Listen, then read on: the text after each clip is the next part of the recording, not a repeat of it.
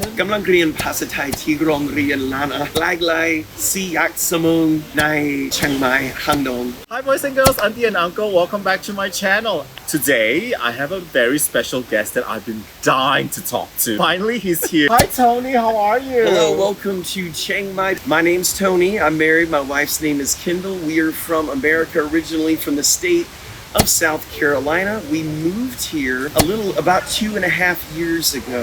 We found out about this place because our church that we go to, they supported a guy here, Thai person, lives out in the jungle, and our church supported a lot of the things he does. So we thought we would come out here and get to know him and support him any way we could. So how many years was this that you first heard of the name Chiang Mai?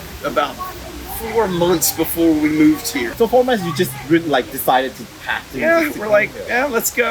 And you have a YouTube channel. Yes. Called Narrow Gate. Yep. And you've been doing very well. Tell us why the name Narrow Gate. I don't understand. Okay, sure. So it's a biblical term from our church. It's called the narrow gate. It's from the book of Matthew, chapter 7, verses 13 and 14. That it talks about the path to heaven is that you have to go through the narrow gate. A lot of people think we're talking about the famous Top Hat Gate, which is here in Chiang Mai, but not the same thing. It's my first time in Chiang Mai. Yeah, well, you're gonna love it. My parents' honeymoon here. Always wanted to wait until December, January to come here because now the weather is perfect. And weather is good. Blue sky every day. Yep. It's supposed to rain every day in Malaysia and Singapore. Yeah, Yes. the weather is best this time of year. It's usually late October, November, December, and maybe just a little part of the first 2 weeks of January going to be the best time to come. Thing about the seasons, so yes, November, December, they're great months to come here, except just know that this is when everyone turns up the prices. Your Yeah. hotels are going to be more, and there's a lot more tourism going on. Yeah. We absolutely love this part of Thailand. We have the mountains. It's a little bit cooler here than the southern part of Thailand. You don't have the beaches, but you could still get to the beaches on a flight. What does it take? Like an hour and a half? Yeah. And you can be to all the best beaches. So being up here, you get the nice jungle, you get the more relaxed atmosphere, and it's just a nice place for day-to-day living here in Chiang Mai. But there is a period where Chiang Mai is Not so nice. not so nice, and that is because Well, all around the neighboring countries, let's say Laos, Cambodia, Myanmar, and of course Thailand, in the months of March and April is the worst. And that is the time that a lot of the farmers are burning their old crops. It's Right. really dry, so they're burning their crops. Now it's dry everywhere. So now all that smoke goes up to the air. There's no rain to wash it away, and that smoke gets trapped in the atmosphere.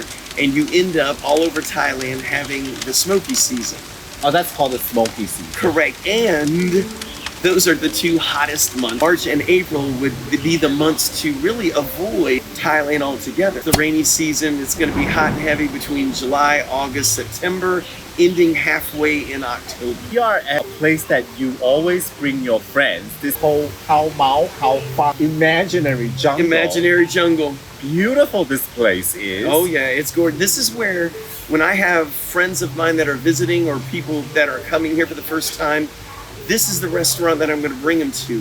Not because of incredible service or incredible food, but because it's so beautiful here. It is. You can get fantastic food all over Chiang Mai for a lot less money than this place, and you can get better service. But here, it is beautiful. Yes, I've done many interviews, and I tell you, this is like we're looking out at a lake, waterfalls, and just greenery all around. To get around in Chiang Mai, the public transport is not great. It's a little bit different here in Chiang Mai than other parts of Thailand. For instance, if you go to Bangkok, you can find taxis everywhere. Not so much here in Chiang Mai. We have things called the songthaews, which is the red truck. You will see those around here. Songthaews, song means two in Thai. Thao means row, so it means two row. And this is one of the ways that we get around here. Now, to get one of these, you wave them down and then you have to negotiate a price and hope they're going in the direction you're going, because you won't be the only one in there. So you share. Yes, it's a ride share. Now, there's other ways. There's also the tuk-tuks, of course, you'll find those throughout Thailand. We have, it's kind of like an Uber app. It's called Grab. It's an app where you can, put it in where you're going and have someone pick you up. We also have InDrive. It's INDRIVE, InDrive. And we also have Bolt. So there's many different options where you can do an app on your phone to get around. What's your favorite festival? Loy Krathong, which just happened in November, is gonna be my favorite. I thought it was going to be the one that is in April, which, by the way, that's yes, which is the Smokey season, which is the hot season. But that's their big water festival. But let me warn you, listen to what I say. It looks great when you see it on video, but I stayed this past April. I stayed in a hotel in downtown Chiang Mai. So you get dressed, you walk outside, you make it about 10 feet and you're doused with water. That's fine, ha ha ha ha. Except you're walking around all day wet. So you get back to your hotel, change out, put on fresh clothes for the night, you walk outside 10 feet, they splash you with water again. You cannot stay dry. You're gonna be soaking wet all the time. But tell us what's so special about the Khaomao. A better time of year, so the weather's good. And there are a lot of things to see and do. They've got the big festival, the parade that goes down the streets. They got all these things. So it is a good time to come. All of the prices are going to be really high for hotels, and you need to book them way in advance. I had a hard time finding any room. So yeah, but right now, by the way, I'm not sure if you're aware of this, there is a wonderful festival going on for just another day or two. And it's called the Charming Chiang Mai Flower Festival. Yeah, you live streamed there. I did, saw. But it is a neat place to go. I went on the worst day, which was a Saturday, only because it's so packed. It was slammed. It was busy. Are you learning Thai at the moment? กำลังเรียนภาษาไทยที่โรงเรียนลานอาใกล้ๆซียักษ์สมงในเชียงใหม่ฮังดง Tell us a few useful words. I know Saudi ka, I know Khopun ka. That's all I know. Well, those are good ones to know. One of the nice things to know is, let's say you enjoy your food a lot. You can tell the person that it's very delicious, which is aroy mak. Aroy. Yep. So that's always a nice thing to say to people. Hello and goodbye are both going to be the sawatdi, kap or kad. I will say, and I'm going to do a video on this very soon, on how easy it is to use your English here in Chiang Mai. It's very easy. As a matter of fact, it's very hard for me to use my Thai because everyone wants to use their English. Yeah, I came to Thailand when I was like 6. That was the first time. And nobody spoke English. And now the new generation, it's pretty easy. How do you say sorry or excuse me? ขอโทษ Khatot. Without the little t on the end. I have any English speaker is going to have that. I just learned no sweet in my coffee. Oh, so like, my one. You know, my one in Chinese is sold out. So I just like my one. Sold out. Sold out. But have you learned pet nit noi? What is that? Pet means spicy level. Nit noi means less. So if you want something less spicy, say pet, like your pet animal, P-E-T, pet nit noi. Pet nit noi. Well, that's something I will never use. I can take any level of spiciness. Me too. I like that's why I am here. What's your favorite food here in Chiang Mai? I really like Penang chicken. Matter of fact, I'm going to order that today. This is the first time I ever heard of such thing. So later we're gonna order, and then you'll see what is a Penang chicken. I really like that, and I like khao soi, which Khao you've already soi. had. Rapao is what Thailand is known for. Pad Thai is very good. I mean, the list goes on. Songtam. Oh Yes. yes. I love a good songtam. Yeah. One authentic night market you would recommend for like non-tourists? Yeah, there's one you can find by doing a Google search for Kalari night market. Kalari. And it goes on every night. And yes, there are tourists there. And yes, some things can be touristy. But you'll also see local people that will be shopping there as well. What are the perceptions that you think people have it incorrect about Thailand? Yeah, people come here and just think that they can let loose and do whatever they want without any regards to Thai mannerism, traditions. Yes. They come here, drink too much, lose their mind, and act like a teetotal fool. Yeah.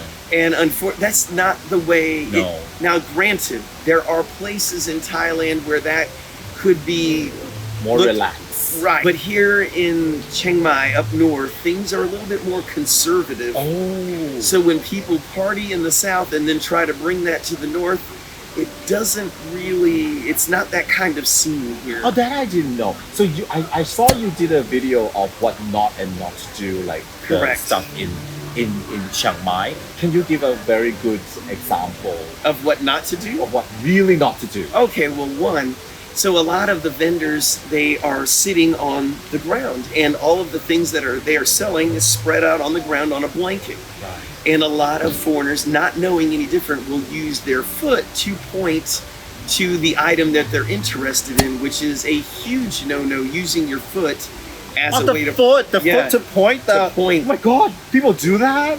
Oh yeah. Oh my God, that's And I hate to say it, from America and European countries, we wouldn't have thought anything about that. Yeah. However, it's a huge no-no. right. And another thing is touching like children on the head or people on the head is something that you're not supposed to do. And another rude thing is when a foreigner comes here and they're in an establishment which it is clear that you need to take your shoes off because there are shoes outside of the establishment. But they refuse and they just go in and do what they want. How about the etiquette of going to a temple? For the ladies, yeah, they need to stay covered up. Oh. For guys, I've been to temples before in shorts. Oh, still okay. Right. And I know a lot of, or met a lot of monks, and they haven't said anything about it. I've talked to them in great lengths about things, and yeah, but the ladies, it's kind of all on you. Cover up your shoulders, cover up your legs, things like that. And there'll be warnings on a lot of the bigger, more touristy temples on what to wear and what not to wear. And there are some buildings that women cannot even go in. So just make sure you're reading the sign. Talking about being a tourist in Chiang Mai, what is the one thing or the one activity that you think the tourists are not doing now? Well, I know a lot of people really like elephants, and Right. they want to get away and see some of the nature of Chiang Mai. However, they stay downtown and they really never go anywhere. What if I told you you could see those elephants and see the jungle all for the price of tea? The place is called Elephant, so that's ELEFIN. It's about a 40-minute drive from downtown Chiang Mai. And when you go there, there's elephants everywhere. You can just right away go right up to them. You can, if you want to pay 100 baht, which is very cheap, you can hand feed them. You can take pictures with them. There's no big fee. And you can sit there and have food or just buy a drink. That's it. You don't have to pay money just to see the elephant. We want the money to go to where it should be. Right. The elephants. Yep. People who take care of the elephants. Right. Really nice. And there's one other thing that's worth mentioning. We have something unique here called sticky waterfalls. Yes. Yes. This is a waterfall that you could basically play like Spider-Man and go crawl up the waterfall without slipping and falling, hopefully. It's pretty fun to go to, and it's about an hour drive from downtown Chiang Mai into the jungle, which is a beautiful drive. And so let's delve into people who want to live long term in Thailand. Well, it depends what country you're coming from. So from America, like my son's here visiting, and he could easily stay for 30 days, and then he had to do an extension for another 30 days. Very useful. Do your research, meaning every visa that is available is for a certain situation, and your situation is going to be different. Meaning, what's your age? Are you 50 and older? If you are, then you could qualify for a retirement visa, which has its own financial obligations in order to get. Also, if you are under the age of 50, this is where things get a little bit more difficult to stay long term because there's not a lot of options. The options that are there for people under the age of 50 require a big investment, like paying a lot of money.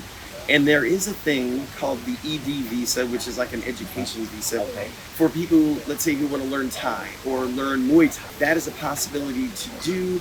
However, I think there's a cap on that on 2, maybe 3 years max, and then you can't renew that visa again. So staying here for the long term is everyone's biggest issue. What would be the 3 things you would think that people need to arrange first before they like shift themselves here? First, I'm going to say you need to be emotionally ready. Emotionally ready. Yes, because that seems to be a problem with a lot of people I meet that just move here, is they immediately start missing home, they're missing their friends, they feel isolated and lonely. To make sure not only that you're ready to move here, but that your closest relatives that depend on you are ready for you to move here as well. So, I would say things like, go ahead and schedule some sort of video conferencing done maybe once a week with your loved ones, once a month, whatever's right for you. But just make sure there is something in place to where you can still keep in touch with your relatives to help you emotionally. The other thing I would say to get ready is make sure you have all your belongings. Take your time and sell them one at a time versus just getting rid of everything for a low price because you're just ready to move and you don't care what you get for all this. In other words, maximize how much money you can get for the things you're trying to get rid of. And the other thing is get ready visa-wise. Again, know what visa you can qualify for. Make sure you can qualify for that financially. Make sure if it does require an insurance for you that you can afford the insurance. Be smart for you to use a visa service for your first 2, maybe 3 years here that can handle everything for you so you can understand how things work. And I think there will be a higher success rate of you moving here successfully and being happy. What I can do is I'm going to offer you where to get free advice. Right now, you can just go on their Facebook and ask them any questions. It's exactly what I did from the United States to get here. And I know the owner. I've done an interview with him, which is on my channel. And his name is Reese, and the place is called Assist Thai Visa. Assist Thai Visa. Right. If you've got questions, go on there and ask them. Let's say you're moving to Hua Hin, and you can ask them your basic questions, but when you're planning on moving, ask them if they have a recommendation for a visa service company in Hua Hin. And they may be able to help you out of their Chiang Mai office, no matter where you live in Chiang Mai. Now, another topic I want to cover, like especially for female travelers, viewers who wanted to move to Chiang Mai, Thailand. Honestly, how safe is Chiang Mai? Safer than the United States, by far.